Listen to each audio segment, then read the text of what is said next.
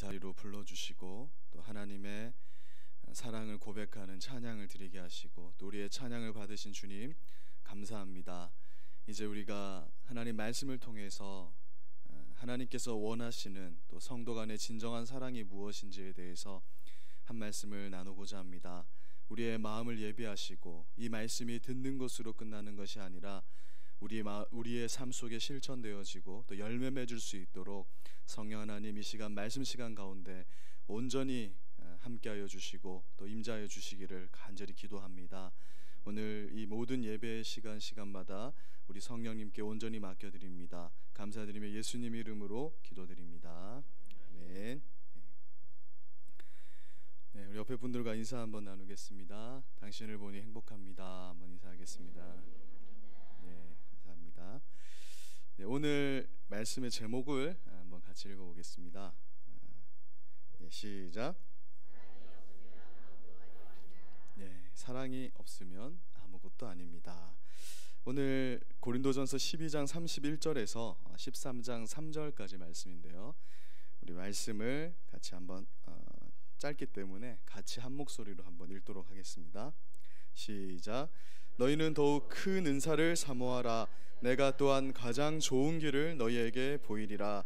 내가 사람의 방언과 천사의 말을 할지라도 사랑이 없으면 소리나는 구리와 울리는 꽹과리가 되고, 내가 예언하는 능력이 있어 모든 비밀과 모든 지식을 알고 또 산을 옮길 만한 모든 믿음이 있을지라도 사랑이 없으면 내가 아무것도 아니요, 내가 내게 있는 모든 것으로 구제하고 또 내 몸을 불사르게 내어줄지라도 사랑이 없으면 내게 아무 유익이 없느니라.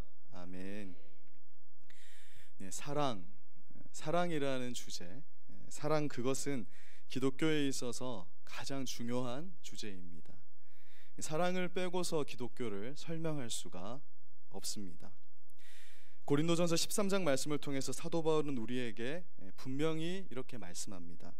사랑이 없으면 우리가 하는 모든 신앙의 행위들은 아무것도 아닙니다. 성도님들에게 매주 어떤 말씀을 전해야 할지 항상 고민을 하고 기도를 하거든요. 그래서 하나님께 늘 우리 교회에 지금 가장 합당한 말씀을 주시기를 그렇게 기도하고 있습니다. 그러다 우리 신앙인들에게 가장 필수적이지만 어쩌면 가장 행하기 어려운 주제, 이 사랑이라는 주제로 고린도전서 13장 말씀을 전했으면 좋겠다라는 마음을 주셨습니다. 몇 주간 고린도전서 13장을 통해서 사랑이라는 주제를 말씀으로 나누면서 신앙인의 참된 사랑의 의미를 되새기고 또 사랑으로 충만한 우리 경주선교교회 성도님들 되시기를 주님의 이름으로 소망합니다. 성경에 등장하는 교회들 중에서 가장 문제가 많은 교회를 하나 꼽자면 지체 없이 고린도 교회를 꼽게 될 것입니다. 그만큼 고린도 교회는 문제가 많은 교회였습니다. 얼마나 문제가 많았냐면 어떤 학자들은 사도 바울이 고린도 교회로 인해서 우울증에 시달리고 있다, 이렇게 평가를 내렸습니다. 사도 바울과 같은 사람도 우울증에 걸리는가? 고린도 교회를 향해서 보낸 그 사도 바울의 편지를 보면 우울증이 아니라 암에 안 걸리면 다행일 정도로 굉장히 심각한 교회의 모습을 확인하게 됩니다. 고린도 교회에 어떤 문제들이 있었을까요? 우리 고린도전서 1장 11절 말씀 한번 읽어보겠습니다. 시작.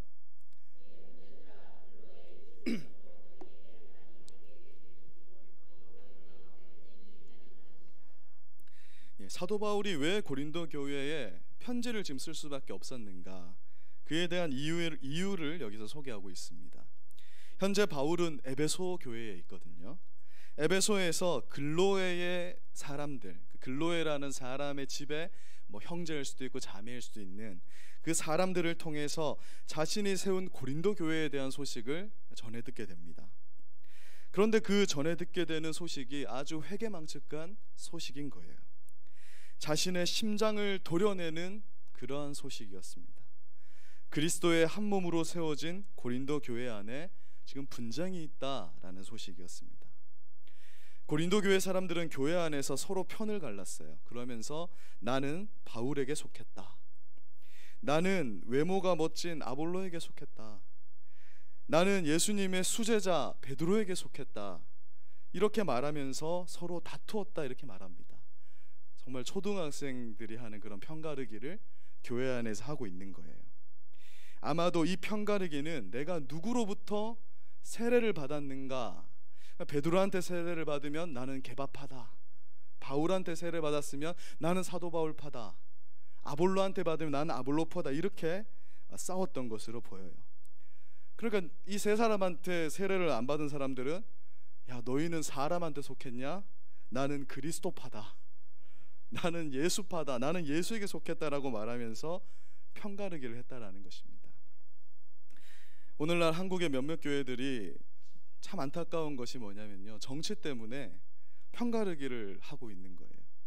나는 보수다, 나는 진보다 하면서 세대가 나눠져서요, 젊은 사람이 보수면은 이상하게 쳐다보고 나이 드신 분들이 진보면 또 이상하게 쳐다보면서 교회 안에서 분쟁이 나고 싸움이 나서 그리스도의 몸을 찢는 그러한 모습을 발견하게 됩니다. 여러분, 교회는 그래서는 안 된다라고 지금 사도 바울이 말씀합니다. 교회 안에서는 될 수 있으면 이런 말은 하지 않는 것이 좋습니다. 교회는 어떤 이유에서라도 찢어지고 나눠져서 분쟁이 일어나면 안 된다라는 거예요. 교회가 세상과 같아서야 되겠는가? 그것이 지금 사도 바울의 메시지입니다. 교회 안에 분쟁이 있다라는 것은 아주 심각한 문제입니다. 고린도전서 12장 27절 말씀을 보면 교회는 그리스도의 한 몸이라는 거예요. 즉 교회 안에 분쟁이 있다라는 것은 그리스도의 몸을 찢는 행위라고 말하는 것입니다. 교회를 하나의 유기적 생명체로 우리가 보았을 때 분열되고 찢어진 교회는 더 이상 생명을 가지고 있는 교회라고 보기 어려운 것입니다. 교회가 찢어지는 것은 그리스도의 아픔을 상징하는 것이에요. 그런데 이러한 분쟁의 문제만 해도 심각한데 사도 바울을 더욱 경악하게 만드는 소식이 있었습니다. 고린도전서 5장 1절을 보니 고린도 교회 안에 음행이 있었다, 이렇게 말해요. 우리 1절 말씀도 한번 읽어볼까요? 시작.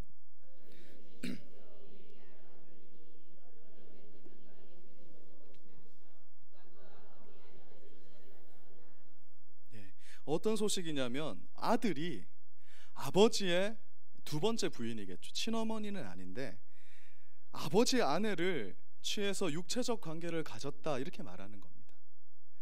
사실 고린도라는 이 도시 자체가 온갖 당시에 음란한 그런 문화와 행위로 유명한 곳이었어요. 세계적으로 당시에 악명이 높은 그런 도시였다라고 말하고 있습니다. 그런데 사도 바울은 이런 음란한 도시에 세워졌기에 더욱 정결해야 할 고린도 교회, 소금과 빛이 되어야 할 이 고린도 교회에 하나님을 알지 못하는 이방인들도 하지 않는 짓을 하고 있다, 그 소식을 전해드릴 때 내 마음이 너무 아프다, 그렇게 한탄하고 있는 것입니다. 그런데 더 심각했던 것은 이처럼 악질적인 음행을 교회는 아무 일도 아닌 것처럼 가볍게 넘어가 버렸다라는 것이 더 큰 문제라고 지적하고 있는 거예요. 인간은 연약하기 때문에 교회 안에 음란한 문제가 발생할 수 있습니다. 인간의 실수 때문에 죄를 지을 수는 있다라는 거예요. 그런데 문제는 교회가 세상도 심각하게 여기는 그 심각한 문제를 문제로도 여기지 않는 것이 지금 문제라고 말하고 있는 것입니다. 음란의 문제를 제대로 치리하지 않은 그들의 행위를 사도 바울은 지금 교만하여서 그렇다라고 말하고 있어요. 그들이 왜 이것을 사도 바울이 그들의 행위를 왜 교만이라고 표현하는 것일까요? 그들은 하나님의 은혜를 남용했습니다. 우리는 모든 죄를 예수님으로부터 용서받았다, 그렇기 때문에 죄의 문제에 있어서 우리는 자유하다, 이러한 영적 교만에 빠져서 죄를 가볍게 여겼던 것입니다. 혹시 우리 교회도 죄의 문제를 그저 시대의 흐름만으로 치부하고 있지는 않은가? 오늘 말씀을 통해서 우리는 깊이 생각해 봐야 됩니다. 세상 사람들 다 그렇게 사는데 뭘 그렇게 유난을 떠냐? 그리스도인은 사람 아니냐? 시대가 변했으면 교회도 변해야지. 이렇게 말하면서 스스로 거룩한 성도의 본질을 포기하고 거룩한 교회의 본질을 포기하고 있지는 않은지, 우리는 정말 심각하게 우리의 상태를 바라봐야 됩니다. 이 밖에도 고린도 교회에는요, 숱한 문제들이 있었어요. 즉 고린도 교회는 교회가 가질 수 있는 거의 대부분의 문제를 가지고 있었습니다. 고린도 교회는 교인들끼리 서로 분쟁을 하다가 그 문제를 교회 안에서 해결할 수가 없으니까 세상 법정으로 가져가서 계속해서 투쟁하는 모습을 보입니다. 그리스도 안에서 한 형제가 되었는데 형제가 형제와 더불어서 나는 절대 손해볼 수 없다. 그래서 세상 법정으로 그것을 가져가서 서로 간에 고소하며 원수처럼 지냈다, 그렇게 말합니다. 또한 고린도 교회는 계속해서 미신적인 생각에 사로잡혀 있었어요. 우상에게 바쳐진 제물에 대한 분명한 입장이 없어서 우상의 제물을 먹어도 되느냐 안 먹어도 되느냐 이 논쟁에 빠져서 싸웠습니다. 오늘날로 따지면 우리 집안의 제사나 명절이 됐을 때 그 제사밥을 먹어도 되냐 안 되냐, 그걸 가지고 싸운 거예요. 그러니까 이 고린도 교회의 모습을 보면 서로 다투기 위해서 계속 문제를 만들어내는 것처럼 보인다라는 것입니다. 또한 고린도 교회는요, 아직도 물질적인 수준에서 벗어나지를 못하고 있었습니다. 먹을 것을 가지고 치사하게 싸운 거예요. 주의 성찬인 빵과 포도주를 나눠 먹을 때 앞에 사람들이 먼저 빵을 갖다 먹으므로 뒷사람은 빵을 먹지 못해서 시장하고, 앞에 사람이 포도주를 너무 많이 마셔서 이 사람은 취해 있고 뒤에 사람은 포도주가 없는 이런 일이 발생했다라고 말해요. 앞에 사람이 뒷사람을 생각하지 않고 빵을 많이 먹고 앞에 사람이 포도주를 너무 많이 마셔서 이런 일이 발생한 겁니다. 당시에는 예배 후에 애찬, 그러니까 사랑의 식사를 먼저 했거든요. 그러니까 말씀을 듣고 서로 음식을 가져와서 그것을 나누는 거예요. 근데 보통 사람들이 이제 막 기도하고, 좀 영적인 사람들은 기도한다고 좀 늦게 나오는데 일찍 나가서 다 먹어버리니까 뒤에 사람들은 쫄쫄 굶게 되는 이러한 상황이 벌어졌다는 것입니다. 여러분, 사실 이것이 꼭 고린도 교회의 문제만은 아닌 것 같아요. 우리 교회도 명절이 되면 가끔 교회에 빵과 음료수를 이렇게 두잖아요.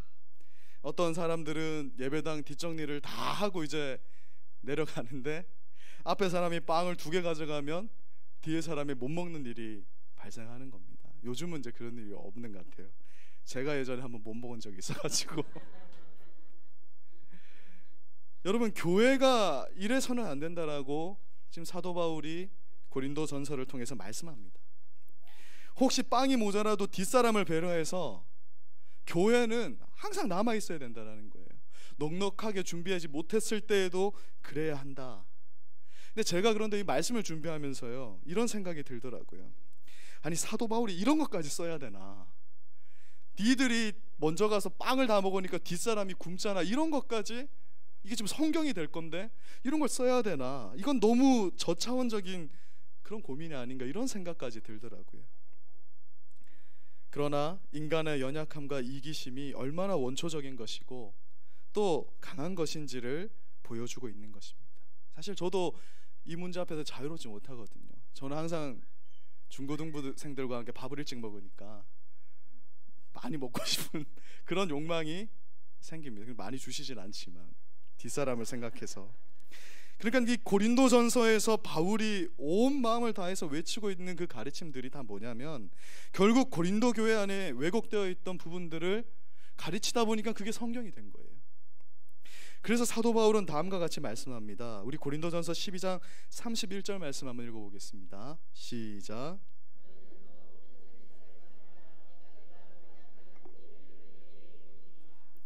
사도 바울은 너희에게 왜 이런 자질구레한 발생하는지 아느냐? 그렇게 말하면서 그것은 지금 더욱 큰 은사를 사모하지 않기 때문에 그렇다, 너희가. 그렇게 진단을 내립니다. 고린도 교회도 은사를 사모했어요. 얼마나 사모했냐면 방언을 하기 위해서 정말 기도하고요, 예언을 사모하고 병치유의 은사를 사모하는 그러한 자들이었습니다. 고린도 교회는 지금 방언 못하면 좀 이상한 사람이 되는 거예요, 말 그대로.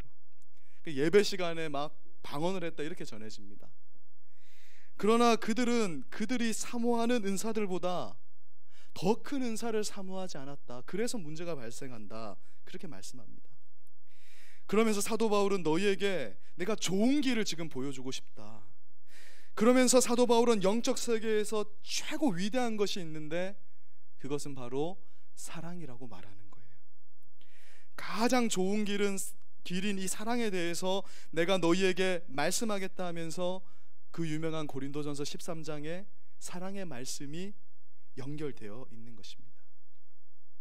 바울은 고린도 교회를 괴롭히고 있는 이 모든 문제점을 진단하면서 결국 교회 안에 사랑이 없어서 이러한 일들이 발생하는 거라는 결론을 내립니다. 물론 그들도 사랑했습니다. 우리 경주선교교회 서로 간에 사랑합니다. 그러나 그 사랑은 누가복음 6장 32절의 말씀을 빌리자면 죄인들도 하는 사랑인 거예요. 그 사랑은 인간이라면 누구나 할 수 있는 그런 세상적인 사랑을 말하는 거라고 말씀합니다. 그들은 하나님이 요구하시는 사랑을 하지 않았던 거예요. 하나님이 요구하시는 사랑의 의미를 알지 못했고 또한 그 사랑을 멸시했습니다. 한 몸을 이룬 배우자를 사랑하지 않았을 때 교회 안에 결혼 문제가 혼돈을 일으켰어요.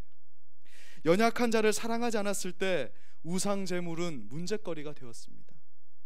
사도를 사랑하지 않을 때 그의 권위를 의심하게 됐어요. 오늘날 따지면 목사를 사랑하지 않을 때 늘 저 목사가 무슨 근거로 지금 말씀 전하냐, 무슨 권위가 있냐 이런 말을 했다라는 거예요. 자기의 배만을 사랑할 때 하나님의 애찬과 성찬이 어지럽혀지게 되었습니다. 교회를 사랑하지 않을 때 은사는 남용되었어요. 예배 시간에 자기가 좋아하는 목사님이 말씀 안 전하니까 막 방언을 했다라고 전해지거든요. 고린도 교회는 말씀 듣기 싫으니까 다다다다 하니까 나 저 사도 바울 말씀 듣기 싫은데 뭐 이런 일이 벌어지는 거예요. 주님을 사랑하지 않을 때 부활을 부인하게 된다. 그것이 고린도 교회의 문제였다라고 말합니다. 여러분, 분명 고린도 교회 안에도 교회다운 겉모습이 있었습니다. 고린도전서 13장 1절에서 3절을 보면요, 이 1절에서 3절은 동일한 문장 구조로 한 가지 주제를 이제 부각시키고 있거든요. 먼저 긍정적인 행위들이 앞에 나와요. 그리고 부정적인 문장이 뒤에 나옵니다. 그래서 1절에서 3절까지의 긍정적인 행위들을 뭘 말하냐면 고린도 교회가 이런 일을 하고 있었다, 그것을 말하는 거예요. 고린도 교회에 방언이 있었고 천사의 말이 있었다. 없었던 것이 아니에요. 방언도 하고 서로 보면 사랑의 말도 천사의 말을 했다라는 거예요. 그리고 예언하는 능력도 있었고 모든 비밀과 지식을 아는 능력이 있었어요. 신학적으로 뛰어나고 공부를 많이 해서 이 성경이 뭘 말하는지 그런 지식이 있었다.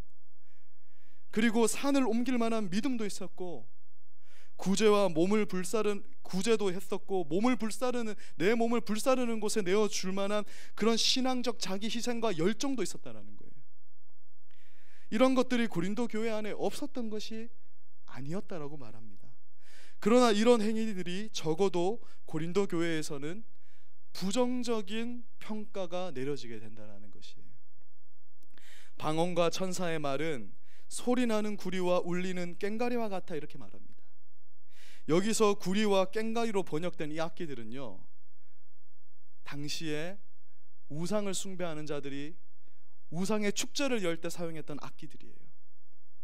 그러니까 무엇을 말하냐면 고린도 교회에는 방언도 있고 천사의 말도 있었는데 그들의 말은 우상을 숭배하는 자들의 말과 다를 것이 없다, 그렇게 말하는 것입니다.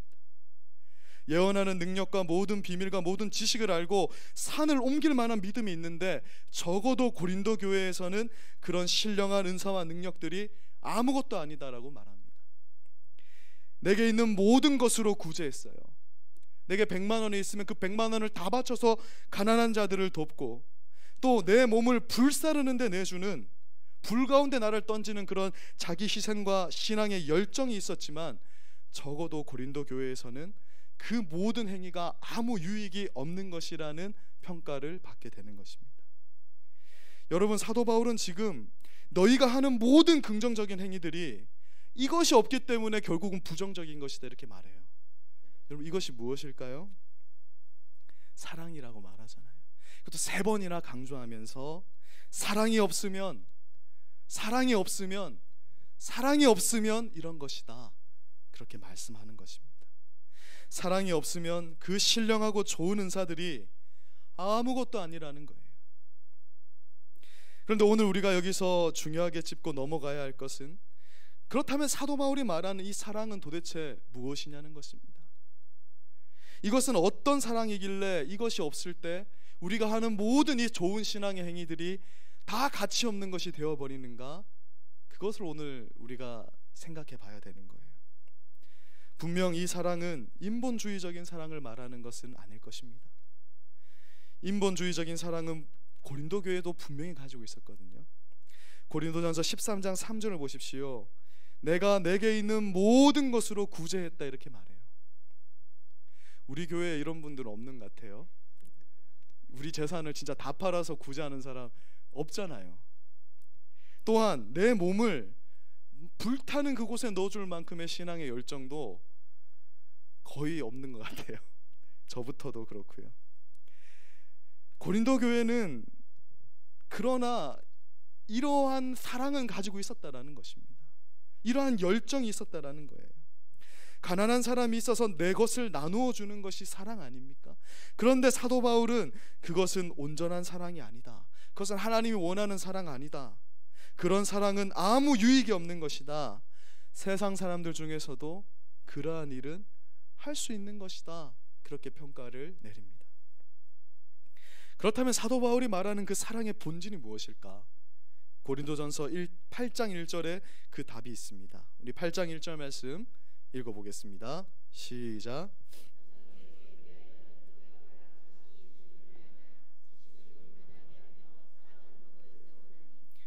1절의 후반절에 보면 사랑은 덕을 세우는 것이다. 사랑의 본질은 남을 세워주는 것이다. 그렇게 말하는 거예요. 사도 바울이 강조하는 사랑의 본질이에요. 하나님이 원하는 사랑은 남을 세워주는 것이라고 말하는 거예요. 자신이 세워지는 것이 아니라 남을 세워주는 사랑이 바로 아가페 사랑, 하나님의 사랑이라는 것입니다. 여기서 사용된 헬라어가 이 사랑이 아가페거든요. 아가페 사랑이라는 것은 덕을 세우는 것, 다른 사람을 세워주는 것, 그것이 특징이라고 강조하고 있는 거예요. 사도 바울은 지금 고린도 교회에 남을 세워주는 사랑이 없어서 너희에게 여러 문제가 발생하는 거다. 다 자기가 세워주고 싶어서 사랑하는 거지, 남을 세워주는 사랑이 아니라는 그런 진단을 내리는 거예요. 구제하는 것도, 전도하는 것도, 방언하는 것도, 은사를 사모하는 것도 다 나를 세우고 싶어서 하는 거지 남을 세워주기 위해서 하는 것이 아니기 때문에 너희 안에 이러한 문제들이 발생하는 것이다. 그렇게 말씀합니다. 1절을 잘 보면요, 고린도 교회 교인들에게 다 지식이 있었다 이렇게 말해요. 그런데 그 지식으로 너희들이 교만해졌다 이렇게 말합니다. 자신이 아는 지식으로 남을 세우고자 한 것이 아니라 내가 높아지고자 한 거예요. 나를 세우고자 한 것입니다. 여기서 고린도 교회 교인들이 가지고 있던 사랑이 어떤 사랑이었는지가 드러나게 되는 것입니다. 그들의 사랑은 자신을 세우는 사랑이었다는 거예요. 우리가 잘 생각해 봐야 됩니다. 우리의 사랑, 우리가 전도를 왜 하는가? 우리가 왜 이 신앙의 행위들을 하는가? 우리가 무엇 때문에 하나님을 섬기는가? 그 사랑의 본질이 나를 세우는 것인지 아니면 하나님을 세우고 때로는 이웃을 세우는 것인지, 그것을 우리가 확인해야 되는 거예요. 하나님의 사랑인 아가페의 본질은, 우리가 이 본질을 놓쳐서는 안 되는데요, 기독교 신앙에서 가장 중요한 본질이 아가페 사랑 속에 숨어 있는데, 그것은 무엇이냐면 자격 없는 내가 하나님으로부터 값없이 아무 조건 없이 사랑을 받아서 거저 구원을 얻었다는 것이 아가페 사랑의 본질입니다. 하나님이 우리를 볼 때 야, 너 뭐 좀 잘하네, 또는 넌 앞으로 잘할 거야, 그러니까 내가 너를 선택했고 너를 구원할 거야 라는 그런 사랑이 아니라는 거예요. 아무 조건이 없고 내가 어떠한 상황, 어떠한 죄인, 어떠한 모습일지라도 우리를 거저 사랑하신 그 은혜, 그것이 아가페 사랑의 본질이라는 것입니다. 이것이 참된 신앙생활의 시작점이고, 하나님이 나를 어떻게 사랑하셨는가, 그것이 우리가 추구해야 될 사랑의 본질이라는 것입니다. 우리의 신앙생활이라는 것은 값없이 나를 사랑하신 하나님의 이 놀라운 사랑을 알아가는 과정이에요. 그리하여서 나도 이 사랑을 실행하는 자로 세워져 가는 과정이라고 할 수 있습니다. 그래서 진정한 그리스도인들은 이 신앙의 삶이 이제 시간이 지나면 지날수록 어떻게 되냐면, 나는 정말 아무것도 아니구나, 내가 사람들 중에서 가장 무식한 자고, 내가 사람들 중에서 가장 가난한 자고, 내가 사람들 중에서 가장 작은 자이구나라는 그 자기인식이 깊어져야 되는 거예요. 우리가 하나님과 가까워지면 가까워질수록, 그리고 그분을 알게 되면 알게 될수록 더욱 우리의 고백은 나는 진짜 죄인 중에 첫 번째요, 나는 아무런 자격이 없는 자요, 하나님의 그 크신 사랑이 아니었으면 나는 존재할 수 없는 그런 버러지 같은 먼지 같은 인생이니, 하나님의 그 크신 사랑이 나를 완전히 삼켜버리는구나. 그래서 나중에는 나라는 존재는 완전히 죽어버리고 내 안에 예수 그리스도만 남게 되는 그 본질, 그것이 신자들이 사랑의 본질이라고 말씀하는 거예요. 내가 죽지 않고서는요 절대 남을 세워줄 수 없습니다. 내가 죽어야 진정한 사랑이 나오는 거죠.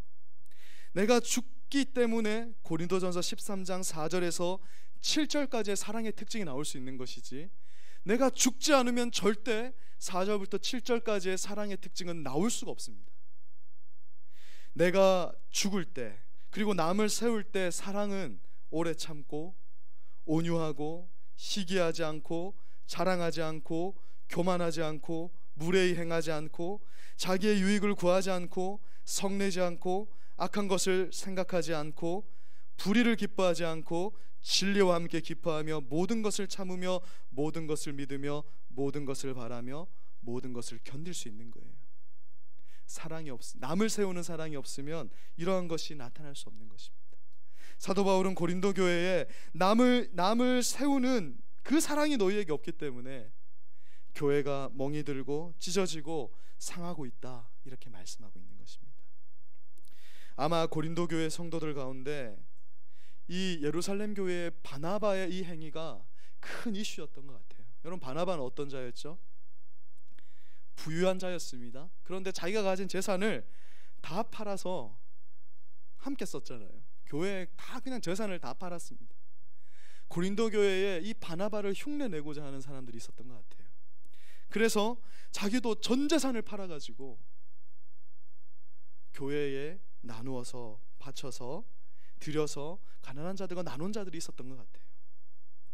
그러나 바나바는 아가페의 사랑으로 자신의 재산을 팔았습니다. 남을 세우기 위해서, 정말 남을 돕기 위해서 그 사랑을 실천했어요. 그러나 이 사랑을 흉내내는 자들인 고린도 교인들은 내게 있는 모든 것으로 구제한다고 했지만 실은 내가 높아지고, 내가 사람들로부터 주목받고, 내가 세워지기 위해서 그러한 사랑의 행위를 했다라는 것을 우리가 알게 되는 것입니다. 그래서 고린도전서 13장 3절과 같은 말씀이 나온 것 같아요.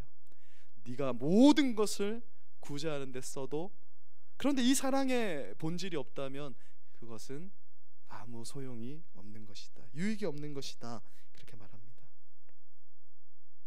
그들이 구제한 목적은요, 내가 이렇게 헌금함으로써 하나님의 축복을 앞당기고, 내가 이렇게 헌금함 구제함으로써 하나님의 심판을 늦추고자 하는 그러한 목적으로 구제를 했었다라고 그렇게 볼 수 있는 것이에요. 그 사랑의 행위가 나중에 어떻게 되냐면, 결국 자기를 세우고자 하는 이 사랑의 행위는 너무 좋은 것이지만, 이 행위는 너무나 아름다운 것이지만, 그것이 시간이 지나고 나면 결국 교회를 찢어지게 하고 상하게 하는 것이라는 것을 고린도 교회는 보여주고 있습니다. 진정한 사랑이 빠지게 되면 그 행위가 아무리 훌륭한 것이라도 그것은 자기에게 아무 유익이 없는 행위가 되고 마는 것입니다. 제가 요즘 담임 목사님을 도와서 붕어빵을 직접 굽고 있거든요. 이제 제법 잘 굽습니다. 근데 사실 붕어빵 굽는 것을 저는 별로 좋아하지 않습니다. 왜냐하면 붕어빵을 굽고자 하는 의지는 담임 목사님에게 있는 거지 저한테 한 번도 물어본 적이 없기 때문에 그래요. 목사님이 시키니까 한 겁니다. 원래 부목사는 담임 목사가 시키는 대로 하는 사람이거든요. 제가 별로 소질도 없고 손재주가 없고요. 심지어 중요한 건 팥을 굉장히 싫어합니다. 제가 팥빙수에 팥을 빼고 먹으니까. 그런데 제가 이 붕어빵을 굽다가 이런 생각이 이제 들더라고요.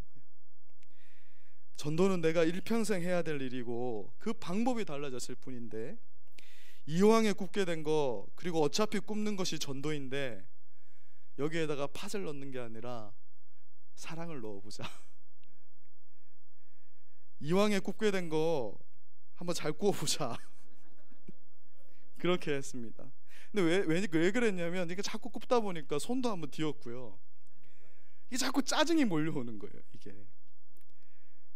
내가 살아서 나를 세우려고 하니까 이 모든, 이게 아름다운 행위잖아요. 분명 이걸 사람들에게 나눠주고 전도가 되니까 하나님 기뻐하시는 일이 분명한데, 그 동기가 내가 살아있을 때에는 불평과 짜증이 올라오더라고요.